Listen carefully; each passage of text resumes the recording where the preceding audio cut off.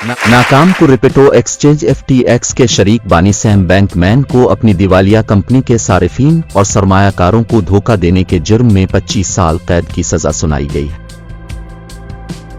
इस फैसले से साबिक अरबपति के जवाल को तकवीत मिलती है, जो 2022 में अपनी फर्म के डरामाई जवाल से कबल क्रिप्टो के हाई प्रोफाइल चैंपियन के तौर पर उभर कर सामने आए थे।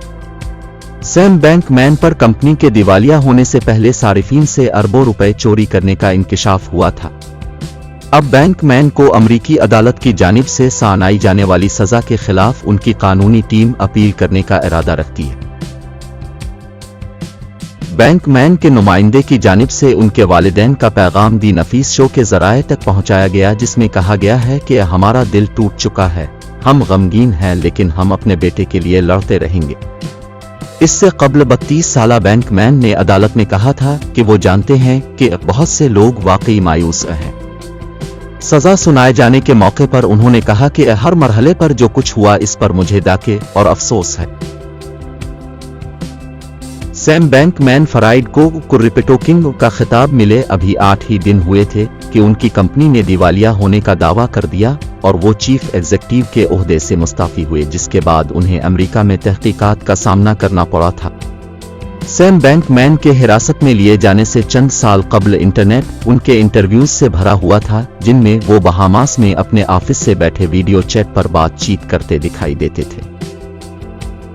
FTX अपने खात्मे से पहले दुनिया के सबसे बड़े क्रिप्टो एक्सचेंज में से एक था, जिसने बैंकमैन को कारोबारी शख्सियत में तब्दील कर दिया और लाखों सारिफीन को रागिब किया, जिन्होंने क्रिप्टो करेंसी खरीदने और उसकी मदद से कारोबार करने के लिए बैंकमैन के प्लेटफॉर्म यानी उनकी कंपनी का इस्तेमाल किया।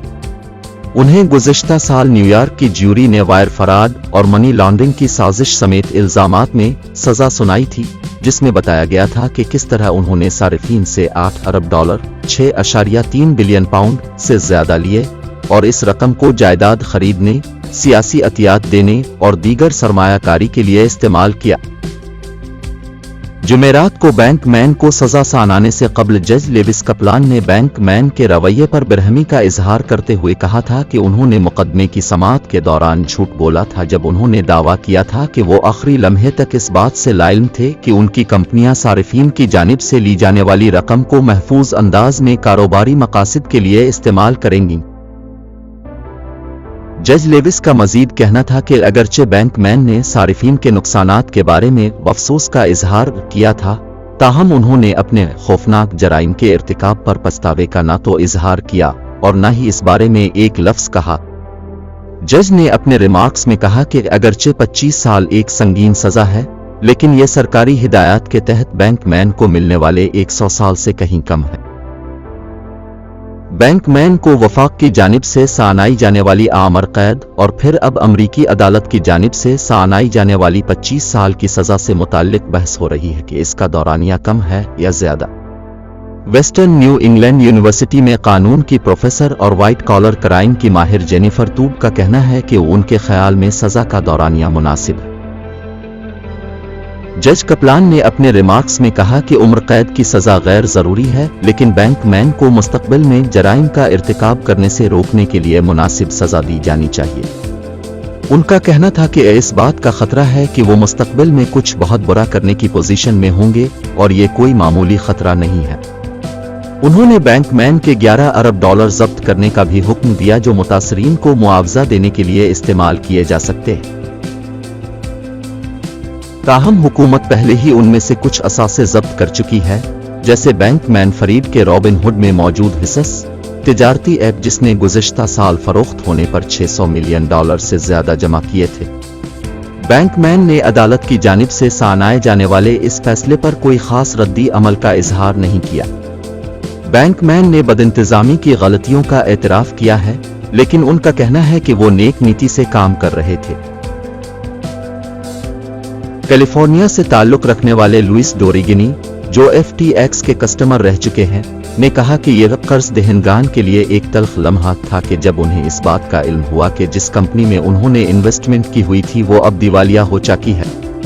उनका कहना था कि मैं कभी भी ये नहीं चाहता था कि किसी को कैद की सजा हो और उन्हें जेल में 25 साल गुजारने पड़ी, जो एक लंबा वक्त होता है, लेकिन इससे मुतासरीन के नुकसान की तलाफी नहीं होती। करपेटो ट्रेडिंग फंड विंसेंट के चीफ एग्जीक्यूटिव सैमुअल हपिक ने डी नफीस शो के जराए को बताया कि उनके ख्याल में ये फैसला मुनसिफाना है। उन्होंने कहा कि 25 साल बहुत कुछ है और मेरा मानना है कि ये सनत के लिए एक माकूल इशारा की तरह है कि इस खेल को आगे बढ़ाने में इस बात का ख्याल रखना जरूरी है कि आप अपना सरमाया कहां लगा रहे हैं। जज कपलान ने कहा कि वो बैंकमैन को ज्यादा से ज्यादा सिक्योरिटी वाली जेल में सजा काटने की सिफारिश नहीं करेंगे, क्योंकि अदालत के पास ये यकीन करने की कोई वजह नहीं कि उन्हें तशद्दुद का निशाना नहीं बनाया जाएगा।